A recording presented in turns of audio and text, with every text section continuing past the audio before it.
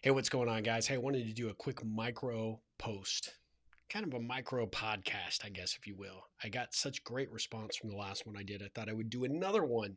I wanted to talk about creative connection.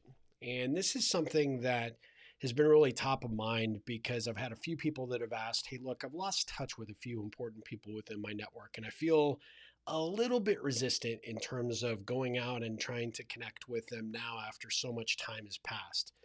I may have made them feel important at the time, but maybe I lost touch or I didn't follow up or I personally take responsibility for dropping the ball in some capacity and I feel uncomfortable on how to re-engage. Perfectly understandable. However, let's look at what no action does. You'll never get that relationship back on track. You'll never build that connection. You'll never come across as authentic if you don't do a couple of things. Number one, own it. What a great way to reach out and connect with that person and say, look, we had this great interaction last year or whenever it was. We had this lunch, we had this coffee, whatever the situation was. We met at this event, sent you the LinkedIn request. I know you do it. I'm just saying. Unless you're committed, I won't even get off on that tangent. But I'm a big believer that don't put it into LinkedIn if you're not committed to building the relationship. But let's just say you were committed at the time, but life got in the way, craziness happened, whatever. You guys connect on LinkedIn or via email or whatever and intended fully to follow up, and then life got in the way. Got busy. Things happen. Still in the middle of a pandemic, whatever the situation might be. Own the fact that you really had the best intentions to stay in contact and re-engage, and you simply didn't. And that's okay. Ask for forgiveness. And what's funny about this is that you'll be like, I am so sorry that I intended to reach out to you or to schedule our next coffee or our next lunch or to follow up on that great conversation. And I simply did not. I dropped the ball. I am at fault. It was my bad. You use any or all of those statements in an email or in a voicemail or just in connecting with them on the phone and saying those things.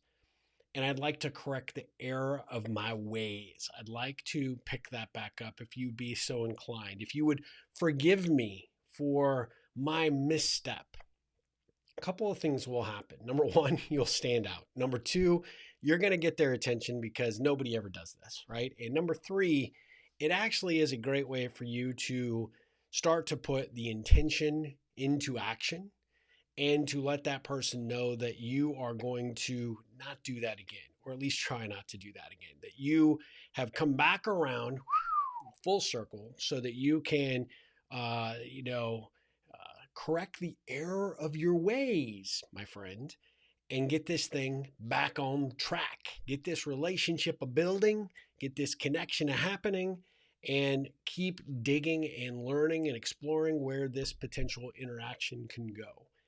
What you will find is that most people will greet you accordingly. They will be appreciative of the fact that you've got some creative ways of getting their attention. You have some genuineness that's coming across by you pouring your heart open and saying, I screwed up.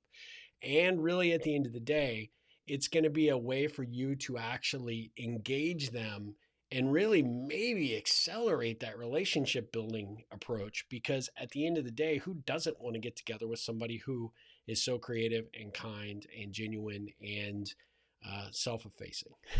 And so I wanted to do this micro episode because I think it's an important reminder. I think it's an important thing to do to create those ripples within your network.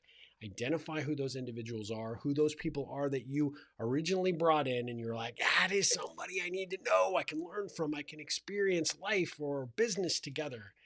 And then you just, fumble the football. All right. It's okay. No problemo.